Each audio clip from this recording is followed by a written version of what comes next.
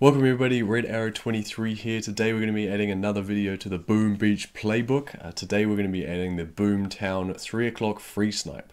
So it's a couple setup hits and then it's pretty self-explanatory from there. Let's boom this beach! So Kron's going to be kicking us off. We're just going to play it through, all the way through, and that should give you an idea of what we're going to do. and then we'll break it down. So I'm going to get the greens in fast 4 times 4. Have a quick look at the tag defenses over there. And then we're just going to clear out this beach. So when Kron and a couple of the other guys suggested this style of attack, I've never actually seen this this plan. So I was pretty skeptical to begin with, but it sounded like a solid idea, and apparently some of the other teams in the Angry family do it. So this is what we're doing. And it turned out to work out pretty well. So I was really happy.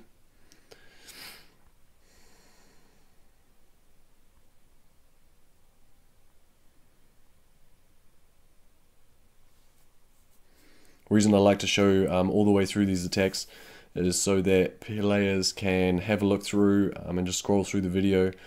How many smokes they're going to need for these attacks and shocks and things, and just overall idea on what we're going to do, flare points, that sort of thing.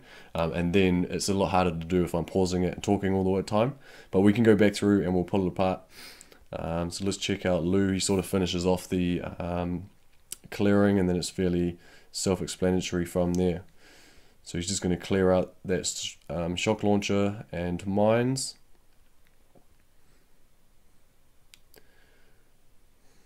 And then he's going to get into the landing, I believe. So here we go, flare landing. Avoiding that machine gun. Bit of an odd angle, but it's working really well. I'm surprised about that. It's all good. Poop critters do get out, but that's okay. And he spread a little bit too much. Would have liked that flare a little bit earlier, but it works out, so it's all good. Damn, that is some gangster smoking.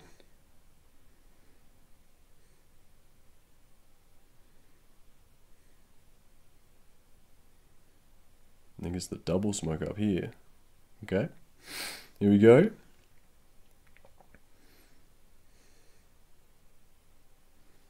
Nice, gets in the dead zone of those 2 rocket launchers. Clears out some room. Nice work, Lou.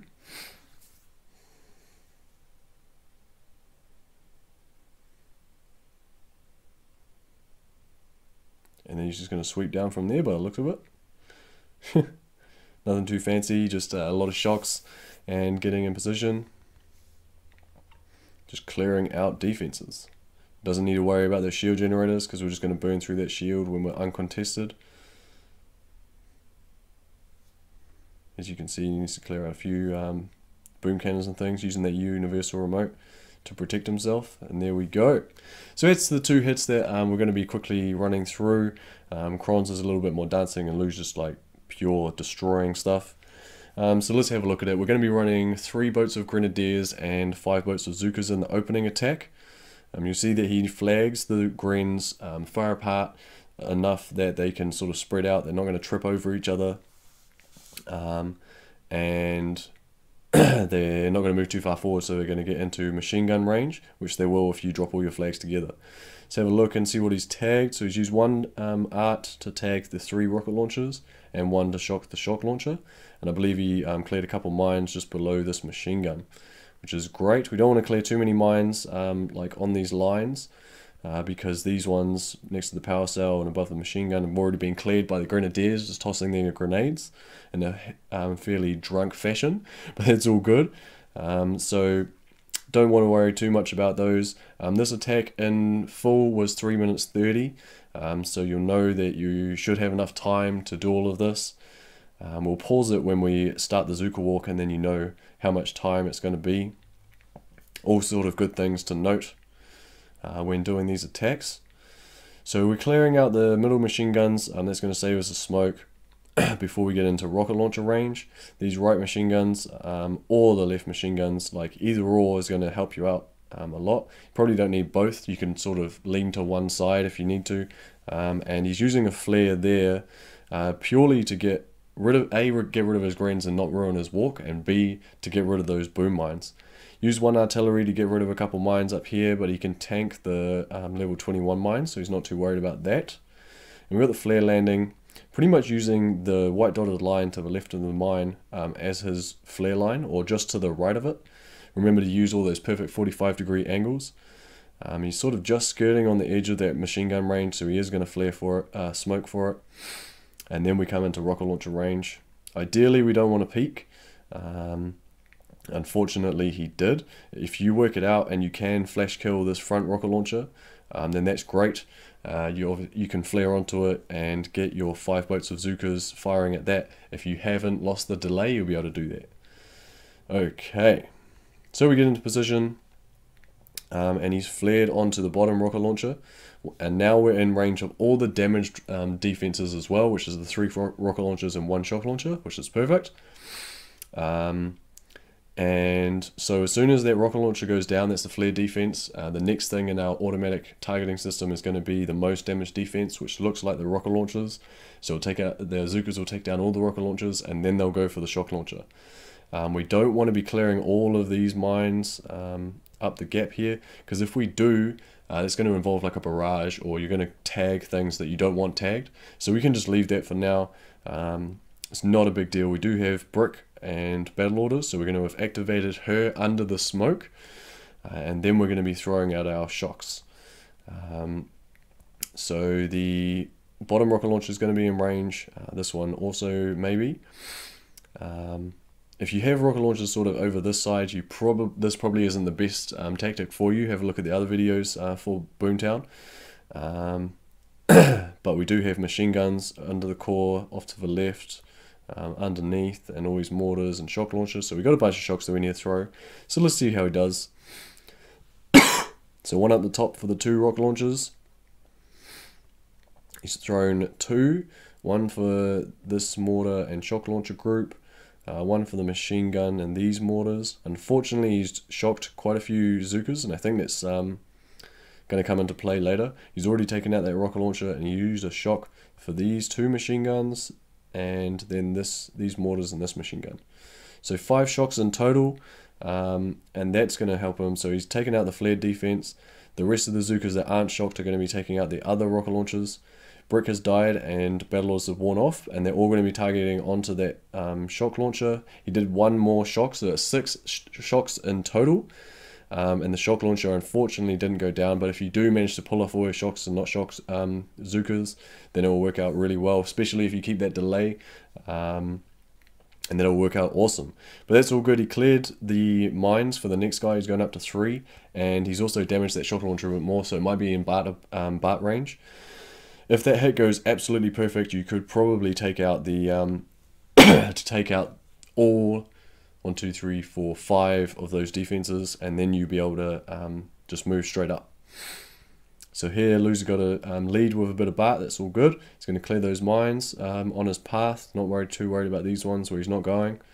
And that's the shock launcher down. He knows that this machine gun and mortar are both sort of close to range. So he's going to be flare landing all the way into the right corner, and he's using a little bit of a funky flare. It's not a perfect 45-degree angle, but they seem to walk really tight. So feel free to use that path there. This rocket launcher starts to come in range, and these machine guns start to come in range, so you want to smoke. Ideally, you want to flare a little bit earlier than that. He is using universal remote for this attack. Up to you. This sort of personal preference, really. Just to have a watch of the whole attack, and you'll be able to see why he wanted to use universal remote. So he's flared up to sort of 4 o'clock of the core, and then it, just so that Everspark doesn't get too far ahead, I believe. Once they've sort of grouped up together, he's flared under this rocket launcher with the smoke, and then he's going to flare between these 2 rocket launchers, get a double smoke going. And what we're going to do here is we're going to flare onto the top rocket launcher, because we want to clear all 3 of these rocket launchers.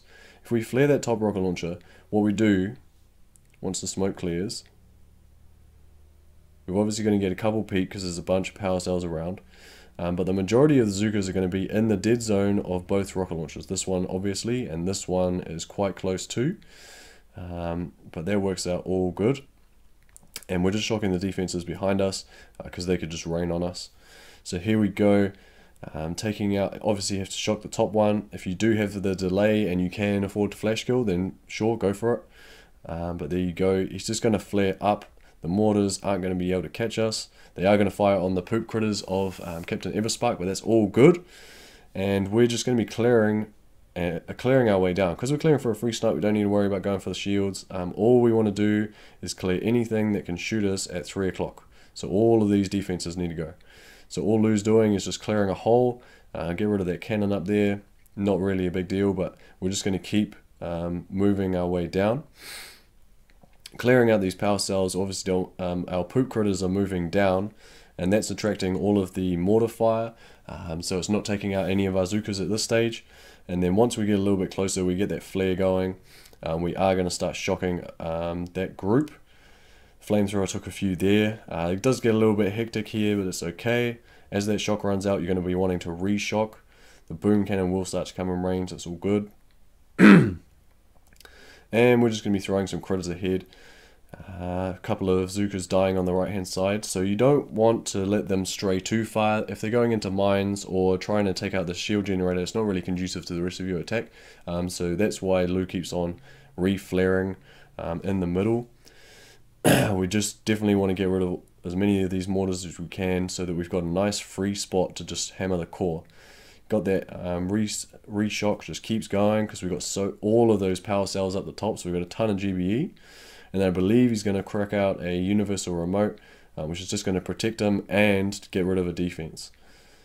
So here we go, she's looking for it, and universal remote on that boom cannon. So the boom cannon is defending her, and it's also getting taken out, which is another defense that we don't need. So the next attack can sort of find a little free spot at 1:30, 2 o'clock. If he wants, he can do a little bit more clearing and then go to 3 o'clock. Anywhere around there. It's a great hit. If we have a look at Kron's attack, we can have a look at the layout again. And so the best reason that you would do this, the standard being clear left, beach, and shield generators, or these rocket launchers, and potentially even some rocket launchers around the back, with Skooka, AZ, or Grenadiers. The reason that we went for 3 o'clock's free snipe is because we've only got 3 rocket launchers on the right. These cannons and machine guns aren't rocket launchers, obviously, because that's not what they are. So we don't have to worry about those. They're way away from our finishing spot. We only need to get rid of these rocket launchers, these defenses in here, and these rocket launchers. So if we can do that, we don't have to worry about the left shields, we don't have to worry about the right shields, we don't have to worry about all these defenses around the top. We can just move straight up with Grenadiers that are going to outrange those machine guns, take out those launchers, move up, clear down, and then we are free. So could have got this in 3. I think I believe we actually got it in 4. But it's a great attack. Be sure to comment down below if you take on Boomtown any differently, and if you do the same tactic but slightly differently, be sure to comment that down below. Give us a thumbs up if you liked the video, thumbs down if you didn't, and subscribe for more Boom Beach.